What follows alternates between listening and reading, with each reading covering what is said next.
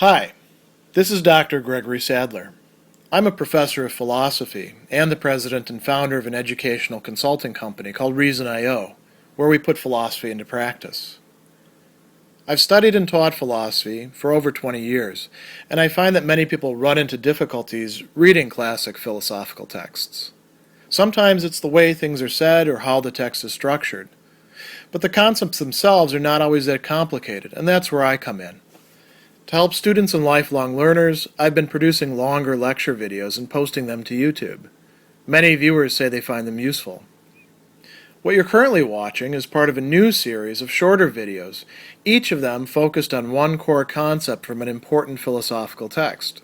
I hope you find it useful as well. In his letters to a young poet, Rainer Maria Rilke addresses the issue of sadness, Traurigkeit in German. And in letter 8, he's responding to Mr. Kappas, his interlocutor, having told him that he went through a period of great or significant sadness and that he's gone through other periods as well. And he's writing to an interlocutor who clearly has episodes of, he says, uneasiness or misery or anxiety or depression. And the advice that he has to give us, I think, is incredibly relevant in our own time, just as much as it was in Rilke's own time, particularly since we inhabit a society which does not equip us well for understanding and dealing with our own emotions, particularly sadness. There's the same pressure in our own time to shove it down, to conceal it, to push it away, to try to forget it, to take all sorts of counterproductive attitudes towards it that are ultimately, Rilke would say, forms of cowardice that shrink our horizons, that cut us off from things. Sadness is not always a bad thing. As a matter of fact, according to Rilke, it can play an incredibly important role. As a matter of fact, it has an absolutely essential role in our growth, and it can be transformed into something greater than merely a feeling. So sadness, he says it's an important moment of tension, Spannung. And he describes it, this is the way he says, we feel as paralysis because we no longer hear our astonished emotions living. We are alone with the unfamiliar presence that has entered us. Everything we trust and are used to is for a moment taken away from us. We stand in the midst of a transition where we cannot remain standing. This actually sounds not only like sadness in the sense that we're used to, but also like existential anxiety, as other figures like Kierkegaard or Heidegger or Sartre have described it as well, with these sort of markers of everything being taken away. Rilke stresses that when sadness occurs, it's not simply because of loss. It's not simply because of frustration or deprivation. It's because something new has entered into us, and we're not quite sure what to make of it. So he says that there are moments when we are sad, when something new has entered us, something unknown. Our feelings grow mute in shy embarrassment. A silence arises, and in the new experience which no one knows stands in the midst of it all and says nothing. And you can think about the sadnesses that you feel, sometimes which overcome you. They surprise you. You could be watching something or listening to something, and suddenly you feel sad. And why is that? Well, something is happening within you. You may not be able to put your finger on it right away. But he talks about this new presence within us. He says, the presence that has been added has entered our heart, gone into its innermost chamber, and is no longer even there. It's already in our bloodstream. It's become part of ourselves. And we don't know what it was. And he says, we have changed. This is a beautiful metaphor. Like a house that a guest has entered changes. Like a house in which a new presence has come in, which alters the relations between everything else. And Rilke thinks that there's some mistakes that people make. One of them he talks about, he says the only sadnesses that are actually dangerous and unhealthy are the ones that we carry around in public. Why? In order to drown them out with the noise. Like diseases that are treated superficially and foolishly, they withdraw and after a short interval break out again the more terribly and gather inside us. And our life that is unlived, rejected, lost, life, here another beautiful turn of phrase, life that we can die of. So they're a way in which our own affective, emotional states can be turned against us. We can't really get rid of sadness by going out to the bar and having some drinks with friends. Not a real sadness, not something that is within us. Maybe a superficial feeling blue you can, but going out to the mall and purchasing something, hanging out with your friends, watching endless shows on Netflix, whatever other recourse that you might have, hooking up with somebody and losing yourself in sex, the sadness will always come back. If it's there to begin with, it will always reemerge, as he says, like a disease that has been treated superficially and foolishly, and then it can become something bad for us.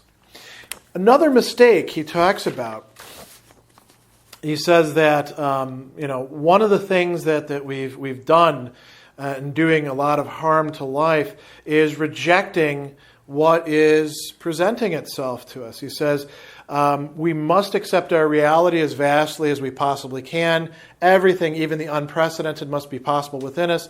This is the courage that's required of us, the courage to face the strangest, most unusual, most inexplicable experiences that can meet us. And one of those experiences for so many of us is sadness, a sadness that we don't understand, a sadness that comes upon us and we're not sure why it's there. We could just simply reject it, or we can take a different attitude towards it. And he says the fact that people have in this sense been cowardly has done infinite harm to life. They have ignored or suppressed or pushed away so many important things that are closely related to us, other people, even God.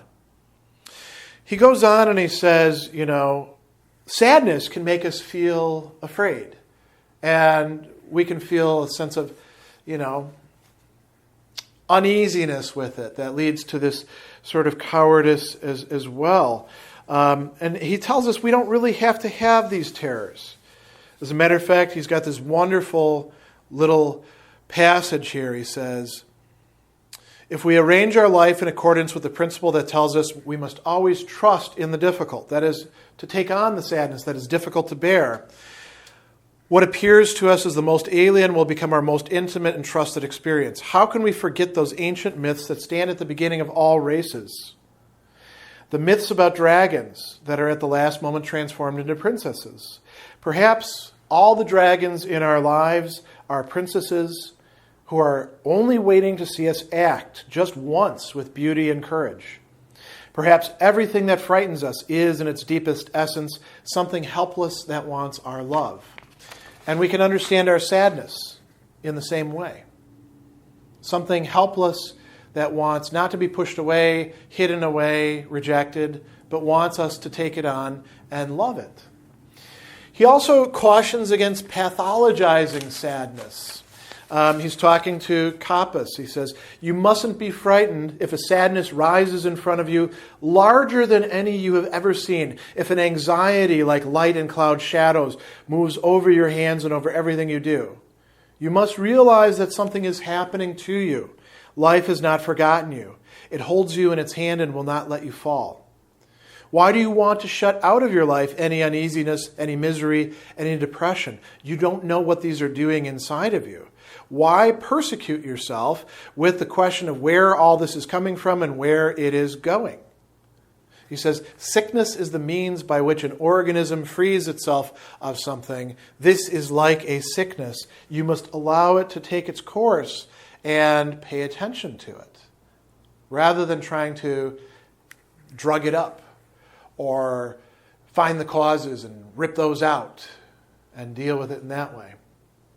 Now, what does Rilke suggest in place of this? Taking on one's own fate, one's Schicksal in German. The fate that is, in fact, he says, within you, not something imposed on you from the outside, and allowing it its development, its Entwicklung, its unfolding in the German that he's writing in. Here he tells us that this is why it is so important to be solitary and attentive, to pay attention, aufmerken, when one is sad. Why? Because the seemingly uneventful and motionless moment when our future steps into us, the future, he says, is stepping inside of us. Our future is already within us. He says, the future steps into us is much closer to life than that other loud and accidental point of time when it happens to us from outside. So Rilke is saying that there's 2 points in time, or moments, or periods of time in which our future is manifesting itself to us. He says the quieter we are, the more deeply and serenely the new presence can enter us, the more we can make it our own, the more it becomes our fate, our Schicksal. Then later when it happens, that is, steps forth out of us to other people, it becomes public, we will feel related and close to it in our innermost being. And that is necessary. He says other people get it wrong. They think that fate comes from the outside, but instead it actually emerges from us. He says it's only because so many people have not absorbed and transformed their fates that we're living in them, that they have not realized what was emerging from them. It was so alien that in their confusion and fear, they thought it must have entered them at the very moment they became aware, when it was actually there. And he says the future stands still. We move in infinite space. So another possibility for us is to take on our sadness and realize that it is a moment where something has entered into us. We pay attention to it. We don't try to change it into something else. We watch it grow.